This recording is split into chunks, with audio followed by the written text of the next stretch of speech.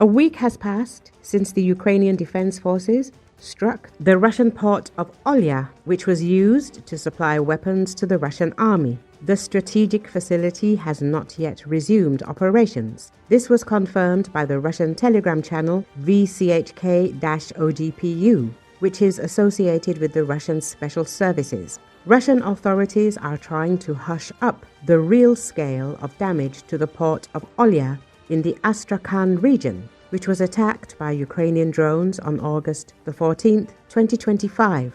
However, sources close to the Russian security forces reveal a completely different picture. The port is effectively out of action. According to the source, the attack drones destroyed the maritime customs building and critical infrastructure. Footage of a sunken bulk carrier with only its stern and mast sticking out above the water appeared online earlier. But these footages show only part of the damage. The consequences were much wider. According to the channel source, the movement of ships through the port has been completely stopped. Ships from Iran and Turkey are forced to stand idle at anchor, waiting for permission to enter. Loading and unloading cargo is also impossible. In fact, the port of Olya, which Moscow used to transport military goods from Iran, has ceased to perform its functions. Let us recall that the ship Port Olya 4 was destroyed during the attack. On board were components for attack drones and ammunition intended for the Russian army. Despite official statements about shot down drones and minor consequences, Russian sources admit that the facility remains paralyzed and has not yet been restored. This strike was a sensitive blow to the Kremlin's logistics chain, since it was through the port of Olya that Iranian weapons were delivered, including kamikaze drones, which were actively used in the war against Ukraine. Earlier, media reported that footage had emerged of the Russian vessel Port Olya 4 sinking in the Caspian Sea with weapons for the Russian army. On August the 15th, the General Staff of the Armed Forces of Ukraine reported a pinpoint strike on the Russian port of Olya in the Astrakhan region. This port is considered a key link in the logistics of military supplies from Iran to Russia, including parts and ammunition for the Shahed attack drones. An analysis of public images conducted by independent sources confirmed, based on a number of features, that the damaged vessel, a photo of which was distributed on social networks, is indeed Port Olya 4. This vessel was actively used to transport Iranian cargo to Russia before the strike.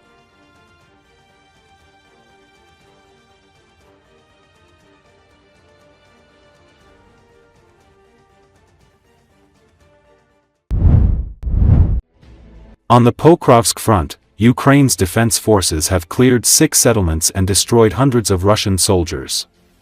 Ukrainian Armed Forces Commander-in-Chief Oleksandr Syrsky reported the information. Despite the enemy's numerical advantage, units of the Armed Forces and National Guard of Ukraine are honorably fulfilling the tasks set before them. As a result of successful strike and search operations, 6 settlements have been cleared and hundreds of Russian invaders destroyed, he said. The key task is to effectively respond to changes in enemy tactics while maximally preserving the lives of Ukraine's defenders. I note the effective work in the operational zone of the Donetsk Operational Tactical Group of newly created corps that have taken over their areas of responsibility and are working with a defined complement of forces, Syrsky emphasized. He said that the hottest frontline sectors in the east of Ukraine remain the Pokrovsk, Dobrapilya, and Novopavlivka directions. The enemy is also increasing pressure in the northern Donetsk region, particularly in the Lyman direction. I spent the day on a working visit to the units carrying out combat missions in the Donetsk region. The hottest directions remain Pokrovsk, Dobrapilya, and Novopavlivka. The enemy is also stepping up pressure in northern Donetsk. In the Lyman sector, the Commander-in-Chief of the Armed Forces of Ukraine, Oleksandr Syrsky, said. According to Syrsky, Ukraine's defense forces are engaged in heavy defensive battles against outnumbering Russian forces, holding back their assaults and, in some areas, conducting active counter-operations. I had productive discussions with brigade and corps commanders to obtain as detailed and objective information as possible about the battlefield situation and command structures. Based on these reports, I made the necessary decisions to strengthen defensive resilience, the Commander-in-Chief of the Armed Forces of Ukraine added. Zelenski also emphasized that the armed forces of Ukraine remain capable of carrying out their assigned tasks. We are defending and liberating Ukrainian territory. Units in the Donetsk region receive comprehensive support and reinforcements to achieve this, concluded the Commander-in-Chief of the AFU.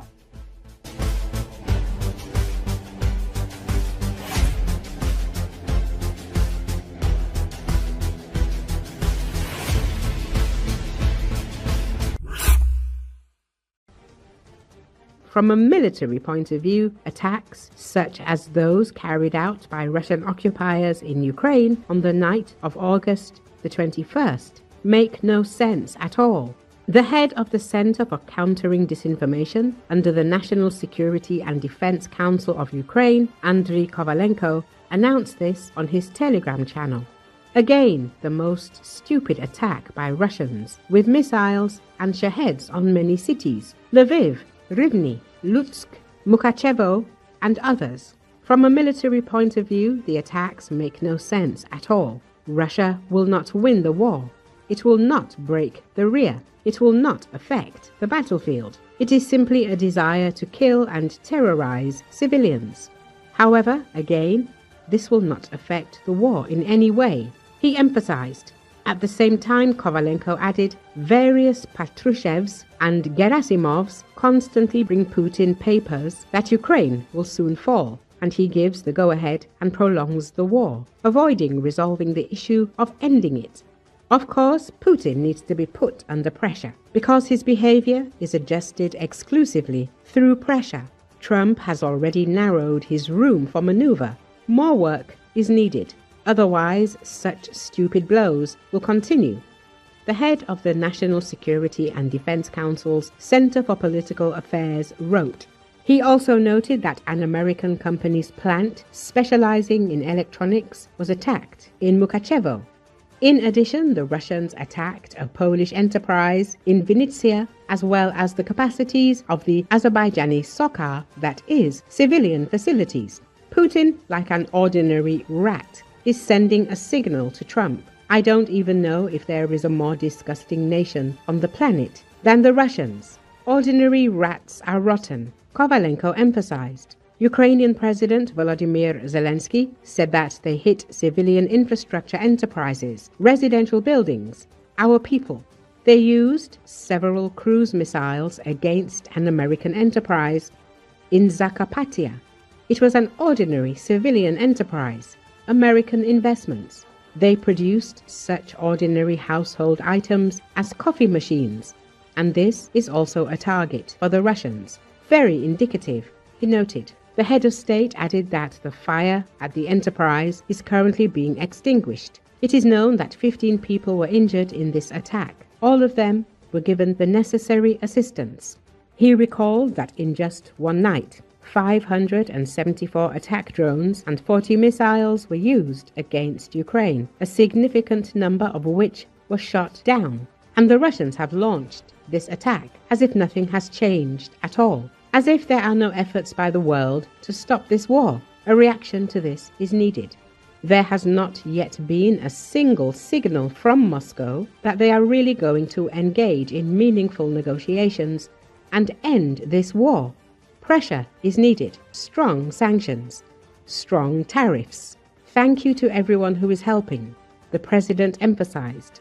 As reported earlier, Pavlo Lakichuk, head of security programs at the Center for Globalistics Strategy 21, expressed the opinion that by massive strikes against the civilian population, in particular the attack that occurred on the night of August the 21st, Russian President Vladimir Putin is trying to force Ukraine to agree to so-called peace agreements, which in essence mean capitulation. According to the expert, the massive attack on Ukraine is yet another attempt to intimidate our country and is rather a manifestation of not strength, but impotence.